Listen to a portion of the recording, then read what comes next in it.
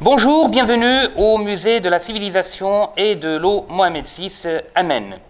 Aujourd'hui, nous allons vous présenter un deuxième atelier virtuel, toujours autour de la thématique de l'eau, mais nous allons essayer de mieux voir la partie moléculaire de l'eau. Alors, comme tous les matériaux, l'eau est constituée de minuscules éléments qu'on appelle atomes.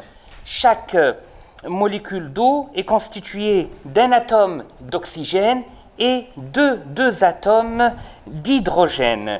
Et quel que soit l'état de l'eau, c'est-à-dire solide, liquide ou gazeux, eh bien, l'eau est toujours constituée de milliards de molécules d'eau comme celle-ci. Ce qui va changer, c'est juste l'agencement et la disposition des molécules, et ceci en fonction de la température. Par exemple, à une température de 100 degrés, eh bien, les molécules bougent énormément et sont éloignées les unes des autres. C'est la phase gazeuse. Quand la température est en dessous de 0 degré, les molécules sont plus proches les unes des autres, constituant un état figé et immobile, et qu'on appelle donc un cristal. Pour passer de l'étape solide ou la forme solide ou glace de l'eau à la forme vapeur, nous devons absolument passer par un état intermédiaire, c'est l'eau liquide. Le passage de l'état solide directement à l'état vapeur est appelé sublimation. Bien. Alors, nous allons vous montrer une petite expérience pour fabriquer de la vapeur d'eau ou de transformer l'eau liquide en gaz. Alors, comme vous voyez ici, nous avons mis de l'eau sur un four et nous avons chauffé l'eau. À partir de 80 degrés, vous avez la formation de bulles d'eau, c'est la phase d'ébullition. Et puis, à 100 degrés, c'est carrément la phase gazeuse. C'est que l'eau s'est carrément transformée en phase gazeuse. Et sur l'échelle moléculaire, eh bien, les molécules bougent énormément et n'arrivent plus à se tenir en place. Et donc, elles deviennent volatiles. Je vais maintenant vous montrer une petite expérience où je vais fabriquer énormément de vapeur d'eau. Regardez bien.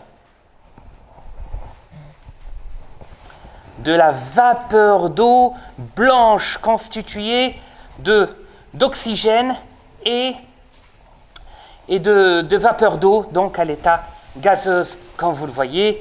C'est comme ça qu'on peut faire transformer de l'eau liquide en gaz. Bien, ça c'était donc notre petite expérience pour vous montrer un petit peu de vapeur d'eau. Alors, si je reprends ma glace, alors la glace, c'est quelque chose d'extrêmement solide. C'est tout à fait normal. Revenons à notre molécule d'eau.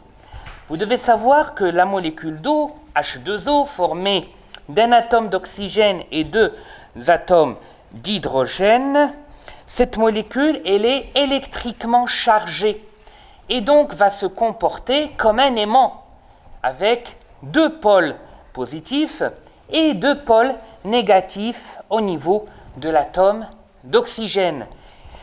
Et donc, qu'est-ce qui va se passer? Eh bien, le pôle négatif va attirer le pôle positif et le pôle positif va attirer les pôles négatifs. Et c'est comme ça qu'on va avoir notre formation de molécules, que ce soit liquide ou solide. Bien, alors, maintenant, je vais récapituler. Notre molécule d'eau, elle est formée par un atome d'oxygène, deux atomes d'hydrogène. Mon atome d'oxygène, il est chargé négativement, donc vous avez deux bornes négatives ici. mon atome d'hydrogène, il est chargé positivement. Et voilà. Et donc, cette molécule se comporte comme un aimant, et c'est comme ça que les molécules d'eau se relient entre elles pour former la matière qui peut être liquide, solide ou gazeuse. Revenons à nos molécules d'eau. Quand il s'agit de glace, eh bien, des liaisons vont se former entre les différentes molécules d'eau qu'on appelle liaisons hydrogène. Alors, ces liaisons, par exemple, ici, l'atome d'oxygène chargé négativement va se relier avec un atome d'hydrogène qui, lui, est chargé positivement. Par la suite, on fera la même chose avec...